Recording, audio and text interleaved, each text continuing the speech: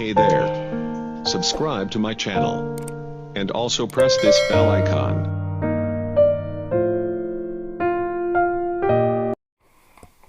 اچھا رشاد صاحب، آپ کا کیفی اعظمی کے ساتھ بھی بہت وقت گزرا ہے، تو کچھ یادیں ہمیں بتائیے ان کی۔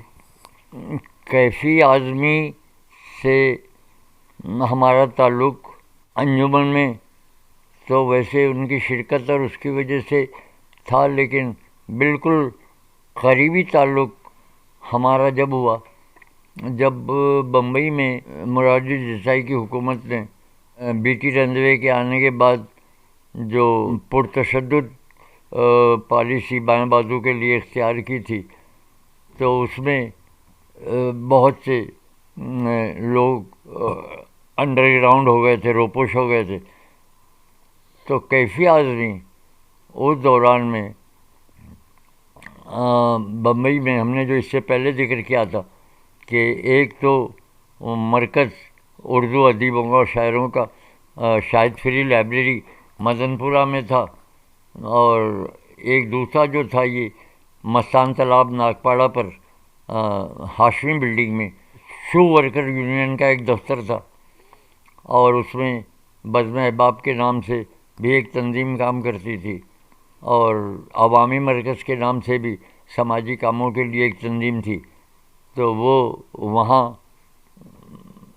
روپوش آزو بازو میں کامریڈوں کے مکان میں رہنا کرنا، اور وہ زیادہ تر وہاں ان سے ملاقات ہوتی تھی۔ تو وہ اس دوران میں ان سے بہت قریبی تھا، اس لیے کہ وہ زیادہ تر رہنا بیٹھنا اٹھنا، اس وقت ان کی فلمی مصروفیت بھی اتنی نہیں تھی، اور وہ ہمیں یاد ہے کہ اس دوران میں ظاہر ہے کہ روپوشی تھی، انڈر گراؤنڈ تھے، اور فلمی دنیا میں بھی نہیں تھے، اور پارٹی آل ٹائمر کو کیا دیتی تھی، مشکل سے اپنا کھانا پینا یہی پورا ہوتا تھا، سونے کا رہنے کا ہر چیز کا۔ تو وہ پارٹی ہی کے دفتر میں وہی کمرہ تھا، اس میں مختلف لوگ رہتے تھے، تو کیفی بھی وہاں رہتے تھے، اور پھر رات کو اپنا انہوں نے چادر اور دری لی، اور زیادہ تر لوگ ہم بھی وہاں تھے، تو وہ جا کے نیچے فٹ پاتھ پہ سو جایا کرتے تھے۔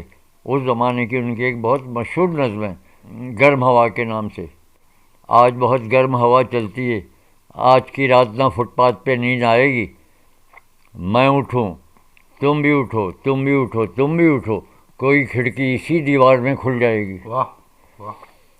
تو یہ نظم ان کی اسی دفتر میں لکھی گئی۔ اچھا، پھر اسی دوران میں وہاں پر ان کو خواجہ احمد عباس، جو ہمیشہ ترقی پسندوں کے بارے میں بہت نہ صرف نرم گوشہ رکھتے تھے بلکہ بہت مخلصانہ ان کا وہ تھا، تو انہوں نے ان کو ایک ان سے شاہد لطیف وہ فلم بنا رہے تھے، غالباً شیشہ اس فلم کا نام کیا تھا، تو اس فلمی گانا پہلا ان کو لکھنے کے لیے دیا تھا، جس سے ان کو پیسے ملے تھے اور ان کی کچھ مالی معاونت ہوئی تھی، اور وہ گانا بھی انہوں نے اسی دفتر میں لکھا تھا۔ بمبئی میں عموماً یہ تھا اس دوران میں کہ مختلف ہوٹلوں میں جہاں چائے وائے بکتی تھی تو وہاں ریکارڈنگ بجایا کرتے تھے جو مسلسل سارا دن چلتی رہتی تھی۔ تو یہ گانا جب انہیں لکھنے کے لیے دیا گیا اور جو سچویشن دی گئی، تو اس دوران میں نیچے اس ملباری کے ہوٹل میں ایک ریکارڈ بج رہا تھا: چنا کتھے بتائی آئی رات رے، اللہ کتنا بدائی ہے رات میں، میرا دل دلیلاں دی بات رے۔ تو اس کی دھن جو ہے وہ اس پر انہوں نے وہ گیت لکھا، پہلا گیت تھا ان کا، اور وہ بے انتہا مقبول ہوا، اور ان پہ پھر آگے فلمی گانے کے راستے، اور وہ گانا بہت مقبول تھا: روتے روتے گزر گئی رات رے، آئی یاد تیری ہر بات رے، روتے روتے گزر گئی۔ یہ گیت انہوں نے لکھا اور بہت مقبول ہوا۔ گانا ہمیں پورا یاد ہے اس لیے کہ ہم انڈین پیپل تھیٹر کے بھی گانے کے اسکواڈ میں تھے، اور فلمی گانوں سے بھی ہمیں زیادہ جو اچھے ہوتے تھے وہ ہمیں یاد ہو جاتے تھے۔ تو کیفی آدمی کے حوالے سے جو تھا کہ وہ وہاں وہ رہے، اس دوران میں ان سے قربت ہوئی. ویسے اس سے پہلے بھیمڑی کانفرنس کا سارا انتظام انہی کے ہاتھ میں تھا، انتظامی، اور اس کا وہاں بھیمڑی کانفرنس کا انعقاد اور اس کو وہاں جگہ کا بندوبست کرنا، کامریڈوں کو رہائش کا بندوبست کرنا، آنے والے ڈیلیگیٹوں کا. ہم ان میں بھیمڑی کانفرنس کے دوران میں ہمارے ذمہ ایک کام یہ بھی تھا کہ جو لوگ باہر سے آتے تھے تو ان کو ریلوے اسٹیشن پہ ریسیو کر کے اور ان کو ان کی جگہ پہ پہنچانا. تو اس دوران میں بھی کیفی زیادہ مصروف تھے. تو وہ یہ اس سے پہلے کی بات ہے جو میں نے اس سے پہلے واقعات دیے. تو کیفی کو ایک وہاں بھی دیکھا، پھر یہ یہاں دیکھا، اور پھر اس کے بعد جو وابستگی ہوئی کیفی سے، جب یہ انڈر گراؤنڈ اوپن ہوا اور وہ باہر سرگرمیاں شروع ہوئی، اور اس میں پھر کیفی کو اس علاقے کا ریجنل سیکریٹری کمیونسٹ پارٹی کا بنا دیا گیا. اور وہ پھر وہاں عملی طور پہ، ادبی طور پہ بھی سرگرم ہوئے، سیاسی طور پہ بھی سرگرم ہوئے، اور اس میں اس علاقے میں پارٹی کے کامریڈ جو ہے ناگپاڑا مدن ادھر اس طرف مستان تالاب پہ جو پارٹی کے ممبر تھے وہ کل 5 آدمی تھے ہم، اور باقی سمپیتھائزر تو تھے 20 25 30 ہمدرد. تو وہ اس میں بھی ان کے ساتھ جو اسٹڈی سرکل ہوتا تھا جو ہمارے لیے جس نے آگے ہماری بنیادیں ذہنی اور فکری مضبوط کی، اس میں وہ شریک ہوتے تھے.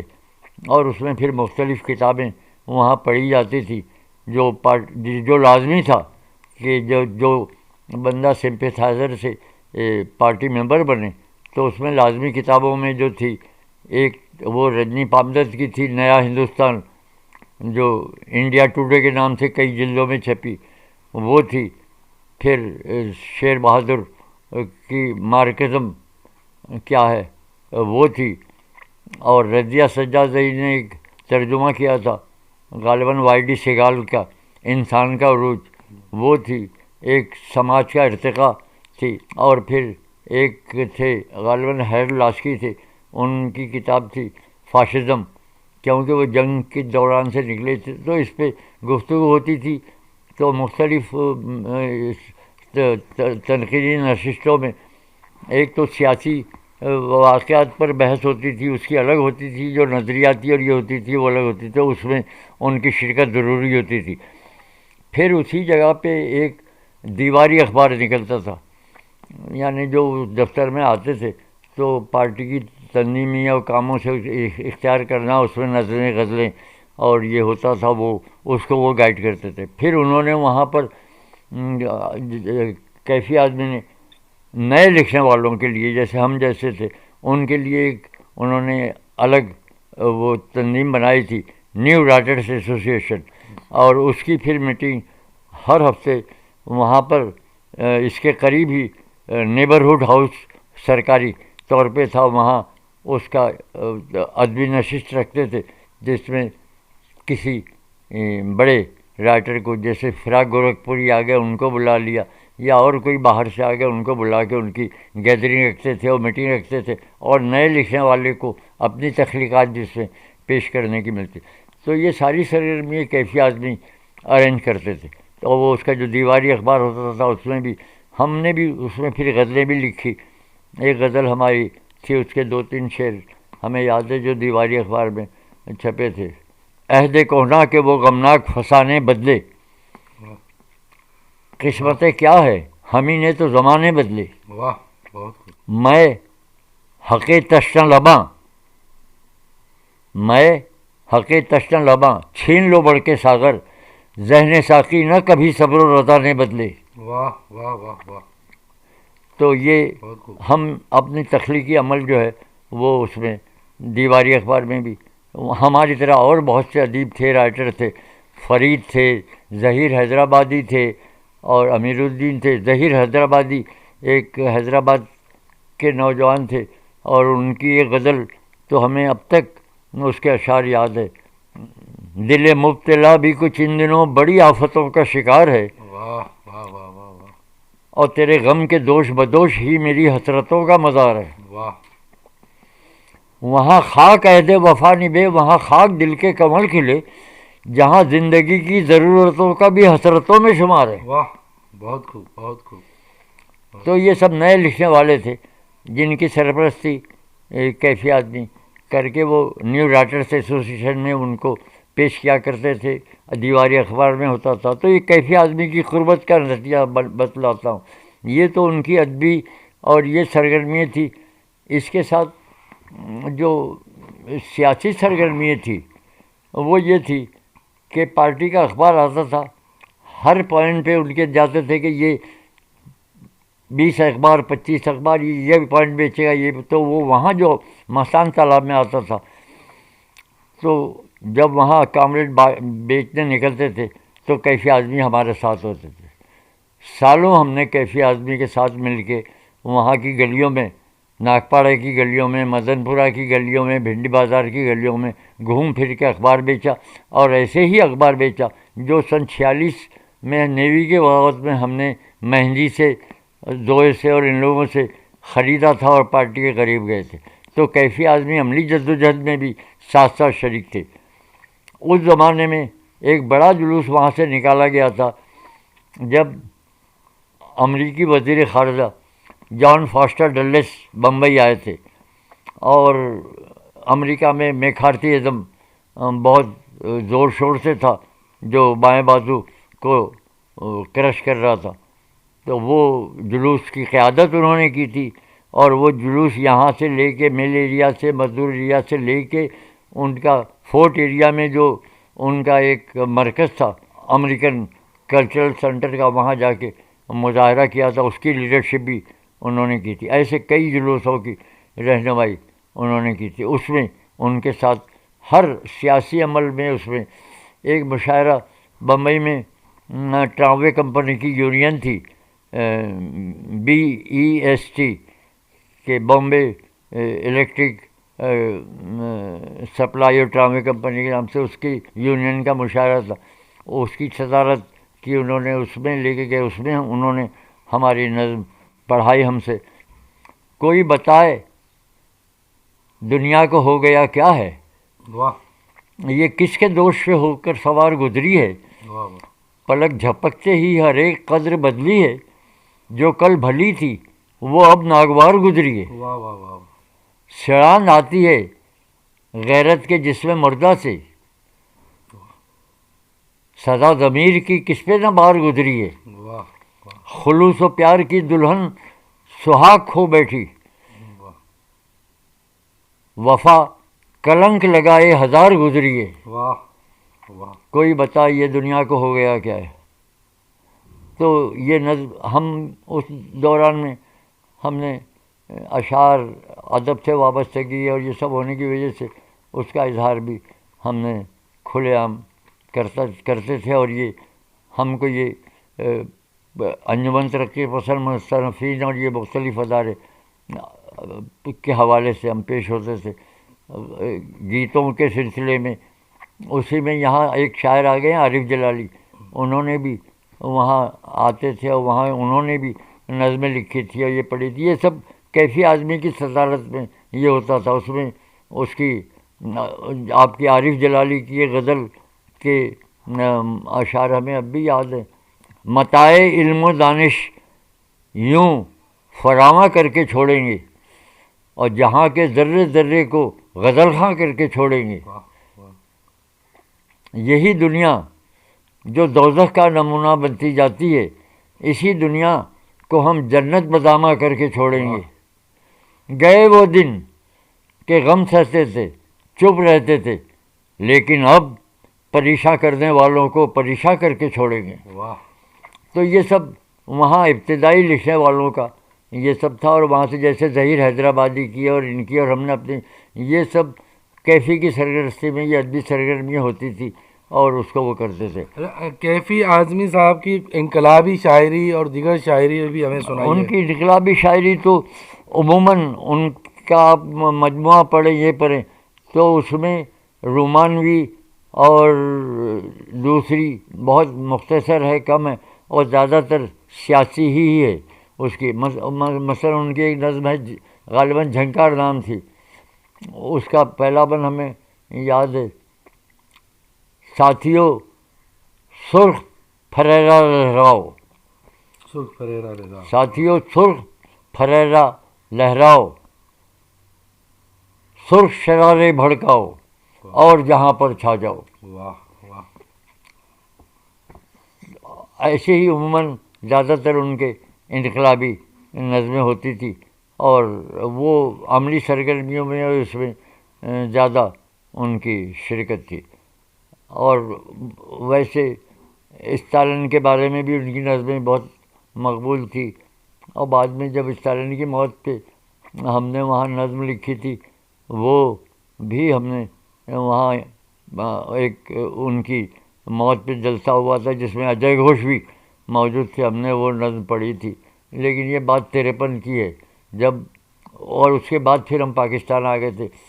ویسے 51 میں بھی آئے تھے، ہم آتے جاتے رہتے تھے، راستہ کھلا تھا، اور یہاں سے سمندری جہاز چلتا تھا کراچی سے، 50 یا 60 روپے کرایہ لیتے تھے۔ بمبئی تک۔ ایک ان کی کمپنی تھی، اس کے سابرمتی اور یہ نام سے جہاز چلتے تھے، سندھیا کمپنی جہاز کمپنی تھی، تو ہم جاتے آتے تھے۔ تو اس دوران میں یہاں سے اور بہت سے ملباری کامریڈ بھی جاتے تھے، بمبئی جاتے تھے، وہاں سے کیرلا جاتے تھے، جس میں رشید تھے، محمد علی تھے، یہ ساتھ میں گئے آتے جاتے تھے۔ تو اس دوران میں 51 سے 53 تک 2-3 مرتبہ ہم یہاں سے آئے گئے۔ ایک مرتبہ جب یہاں سے راستہ بند ہو گیا تھا تو مشرقی پاکستان سے کھل گیا تھا، تو چٹگاؤں اور کلکتہ ہوتے ہوئے پھر ہم ممبئی گئے تھے۔ تو یہ کیفی سے مسلسل وابستگی عملی، سیاسی اور اسٹڈی سرکل میں اور اس میں ان سے ہماری وابستگی رہی ہے۔ جس وقت آپ کی وابستگی رہی اس وقت شبانہ نہیں؟ شبانہ کیفی اعظمی کا ابھی آپ نے جو ذکر کیا تو مجھے ان کا وہ یاد آ گیا کہ بمبئی میں پارٹی کے آفس کے قریب ایک ہال تھا، اور وہ جگہ غالباً نورانی صاحب کی تھی غالباً، اور وہ انہوں نے پارٹی کو دی تھی، اور وہ میرا خیال ہے 200 یا 300 گز پر ایک مکان بنا ہوا تھا، اس کی پہلی منزل تھی، اس کا نام ریڈ فلیگ ہال تھا۔ اچھا، اس میں لکڑی کے پارٹیشن بنے ہوئے تھے، 10 فٹ 10 فٹ کے کمرے تھے، اور اس میں جعفری بھی رہتے تھے، اس میں کیفی آدمی بھی رہتے تھے، اور دوسرے لوگ جو اپنے اس کے ساتھ فیملی کے ساتھ۔ تو شوکت کو جب یہ بیاہ کے لائے ہیں تو اسی 10 فٹ 10 فٹ کے کمرے میں اچھا، باتھ روم اور لیٹرین جو ہے مشترکہ ہوتا تھا، صبح سب اٹھ کے وہاں لائن لگاتے تھے۔ تو یہ ساری صورتحال تھی، اور وہاں بھی ہمارا جانا آنا ہوتا تھا۔ تو کیفی آدمی جو ہے، آپ نے اس سوال کو پھر دہرایا جو ابھی دہرایا تھا۔ میں نے کہا جس وقت آپ کی وابستگی رہی ہاں، ان سے، تو اس وقت وہ ان کی نئی شادی ہوئی تھی، اور وہ اس وقت تک ان کا بچوں کا ان کا وہ نہیں تھا۔ لیکن جب ہم 64 میں ایک مرتبہ یہاں سے گئے تھے بمبئی، تو پھر ہم کیفی آدمی وہاں سے منتقل ہو گئے تھے۔ بمبئی کا ایک ساحلی علاقہ ہے جوہو، اور وہاں یہ منتقل ہو گئے تھے، اور وہاں اور وہیں راستے میں اس کا خواجہ احمد عباس کا بھی مکان تھا، ایک پوشن تھا چھوٹے سے 150 گز کے بنگلے پہ، کیا اس میں اوپر خواجہ احمد عباس رہتے تھے، نیچے ہمارے ایک کامریڈ تھے جو ان کے اسسٹنٹ تھے فاروقی، وہ رہتے تھے۔ تو ان سے فاروقی سے ملاقات ہوئی، خواجہ احمد عباس نہیں تھے وہاں۔ پھر کیفی کے گھر ہم گئے تھے 64 میں، تو غالباً اس دوران میں کوئی بچی سی تھی شاید وہاں ہوگی، تو وہاں پر شوکت بھی تھی، اور وہاں ان سے کافی دیر، اور کامریڈ بھی ہمارے ساتھ تھے، پاکستان سے ہم گئے تھے۔ کیفی آدمی کی والدہ اور بہن وغیرہ یہاں کراچی میں لیاقت آباد میں رہتے تھے، ہماری رہائش بھی لیاقت آباد میں تھی، اور کیفی آدمی ہمارے حوالے سے جب بھی ہمارا آنا جانا ہوتا تھا تو اپنے رشتہ داروں کو یہاں جو بھیجنا ہوتا تھا وہ بھیجتے تھے۔ ریحان آدمی جو تھے، وہ بھی جو جن کا بھی انتقال ہوا، وہ شاید ان کے بھانجے یا بھتیجے تھے، تو اس زمانے میں وہ بالکل نوجوان تھے جب وہ ابتدا میں پہلی مرتبہ یہاں آئے تھے، ہماری ان سے یہ وابستگی تھی۔ محمد رشاد محمود 1932 میں بمبئی میں پیدا ہوئے اور وہیں کے انجمن اسلام اسکول سے پرائمری کی تعلیم حاصل کی۔ 1944 میں اپنے والد کے انتقال کے باعث تعلیم چھوڑنا پڑی اور صرف 12 سال کی عمر سے محنت مزدوری میں لگنا پڑا۔